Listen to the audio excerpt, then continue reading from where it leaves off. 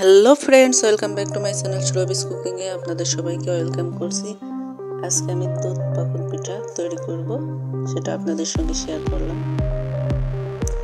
প্রথমে লবণ দিয়ে পানিটা গরম করে নিতে হবে।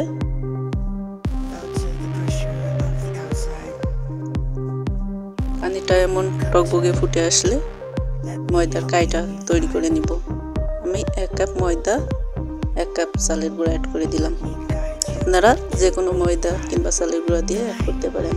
আমি দুইটা দিয়ে করলাম, দুইটা দিয়ে করলে পারফেক্ট হয় পিঠাটা।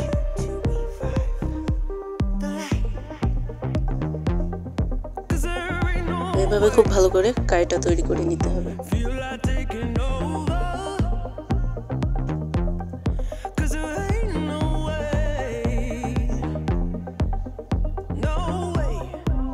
আমি আরেকটু ময়দা দিয়ে আরেকটু শক্ত করে কাইটা তৈরি করে নিচ্ছি।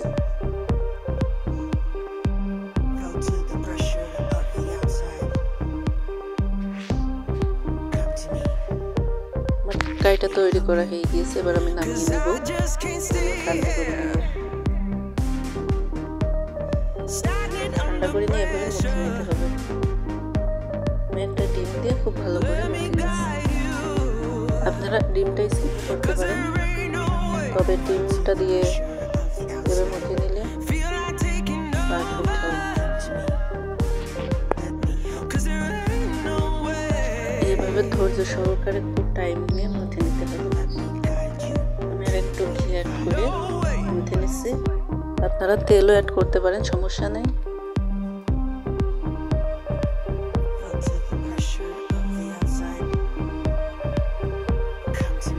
খুব ভালো করে মুছে নেওয়া হয়ে গেছে, এবার আমি পিঠাটা তৈরি করে নেব।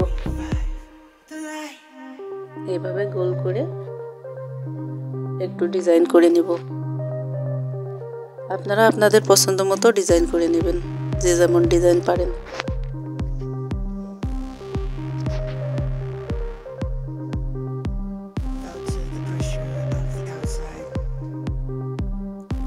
আমি এইভাবে ডিজাইন করে নিচ্ছি।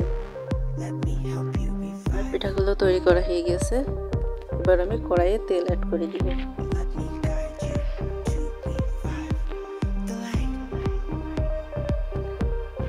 তেলটা মাঝারি আছে গরম করে নিতে হবে।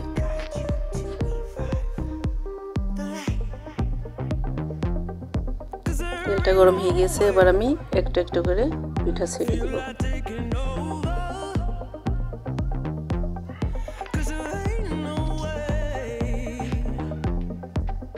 আর ভিডিওটা যে যেখান থেকে দেখছেন অবশ্যই সাবস্ক্রাইব করবেন, লাইক কমেন্ট শেয়ার করে দিবেন।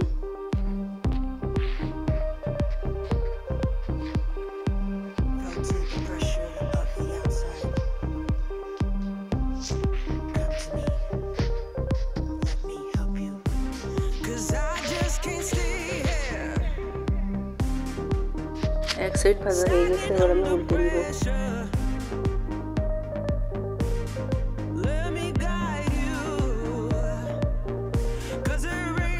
উল্টে পাল্টিয়ে বাদামি কালার করে ভেজে নিতে হবে।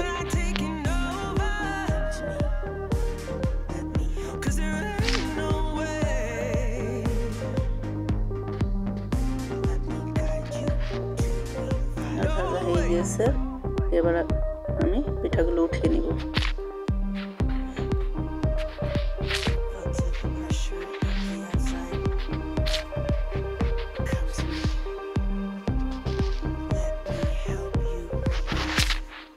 সবগুলো পিঠা ভাজা হয়ে গেছে, এবার আমি সাইডে রেখে দুধটা গরম করে নিব।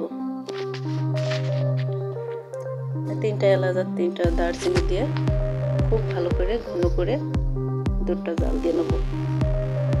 1 কাপ চিনি অ্যাড করে দিলাম। আপনারা আপনাদের স্বাদ অনুযায়ী চিনিটা অ্যাড করে দিবেন। আর দুধটা গরম করা হয়ে গিয়েছে, 5 মিনিট পরে আমি পিঠাগুলো ছেড়ে দিলাম। 5 ঘন্টা পর আমি পিঠাগুলো দেখাচ্ছি, দেখেন কি সুন্দর হয়েছে। সারা রাত রেখে দিলে সব থেকে পারফেক্ট রেজাল্ট পাবেন। ধন্যবাদ সবাইকে।